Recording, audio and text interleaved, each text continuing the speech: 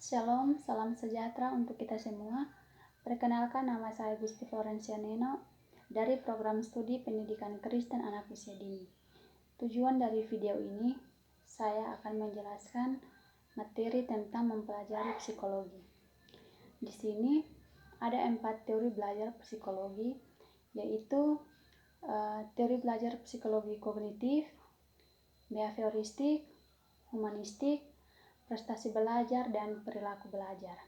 Yang pertama yaitu teori belajar psikologi kognitif. Nah, di sini ada pengertian dan menurut para ahli. Nah, di sini ada 2 menurut para ahli, yaitu Piaget dengan Jerome S. Bruner. Nah, teori kognitif adalah perilaku, persepsi, dan pemahaman yang tidak selalu berbentuk tingkah laku yang dapat diamati dan tidak diukur. Nah, teori kognitif ini lebih menekankan bagaimana proses atau upaya untuk mengoptimalkan kemampuan aspek rasional yang dimiliki oleh orang lain. Nah, oleh sebab itu, teori kognitif berbeda dengan teori behavioristik yang lebih menekankan pada aspek kemampuan perilaku yang diwujudkan dengan cara kemampuan merespon terhadap stimulus yang datang kepada dirinya. Nah, teori kognitif ini merupakan suatu bentuk teori belajar yang sering disebut sebagai model perspektual, yaitu proses untuk membangun atau membimbing siswa dalam melatih kemampuan mengoptimalkan proses pemahaman terhadap suatu objek. Nah, teori kognitif ini sangat besar pengaruhnya dalam proses pembelajaran. Akibatnya, pembelajaran di Indonesia pada umumnya lebih cenderung berorientasi pada intelektual atau kognisi. Secara umum, teori kognitif memiliki pandangan bahwa belajar atau pembelajaran adalah suatu proses yang lebih menitik beratkan proses membangun ingatan, retensi, pengolahan informasi, emosi, aspek-aspek yang bersifat intelektualitas. Nah, teori belajar psikologi kognitif menurut para ahli, yang pertama menurut Piaget. Nah, Piaget ini dikenal seorang tokoh pendidikan dengan karya teori tersohornya Advanced Organizer dan teori apersepsi. Dia adalah seorang tokoh yang mampu mempengaruhi alam pikiran tokoh-tokoh pendidikan pada zamannya. Nah, menurut Piaget, perkembangan kognitif seseorang adalah suatu proses yang bersifat genetik. Artinya, proses belajar itu didasarkan atas mekanisme biologis perkembangan sistem syaraf. Yang kedua, menurut Bruner. Nah, Bruner adalah seorang ahli pendidikan yang setuju dengan teori kognitif. Nah, hal ini didasarkan atas asumsi bahwa pembelajaran adalah proses untuk membangun kemampuan mengembangkan potensi kognitif yang ada dalam diri siswa. Bruner mengemukakan bahwa pembelajaran itu dipengaruhi oleh dinamika. Nah, asumsi ini lebih dikenal dengan teori free discovery learning.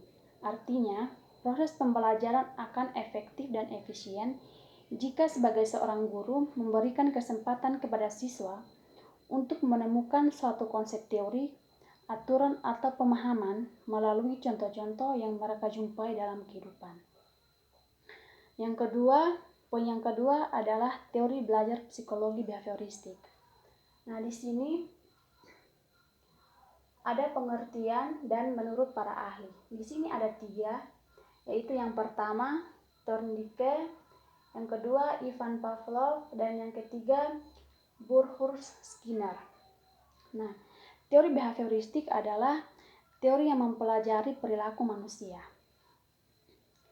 Asumsi dasar mengenai tingkah laku menurut teori ini adalah bahwa tingkah laku sepenuhnya ditentukan oleh aturan, bisa diramalkan, dan bisa ditentukan oleh aturan.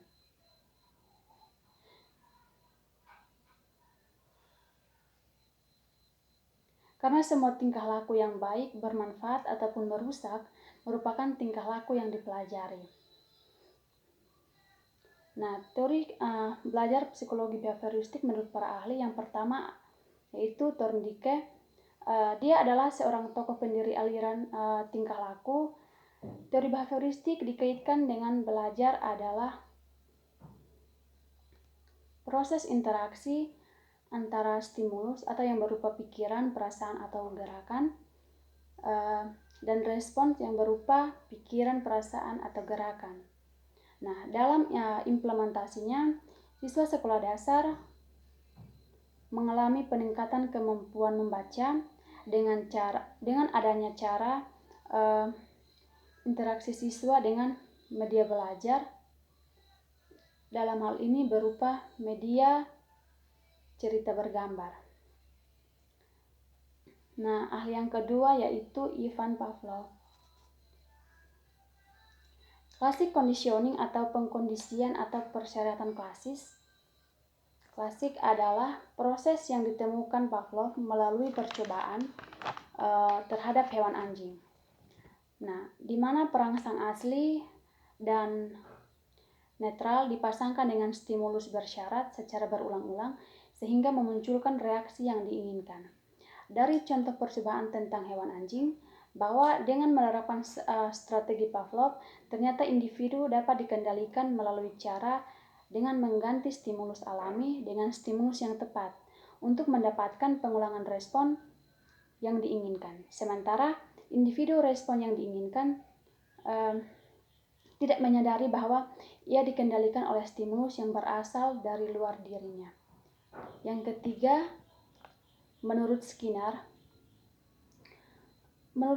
deskripsi antara stimulus dan respons untuk menjelaskan perubahan tingkah laku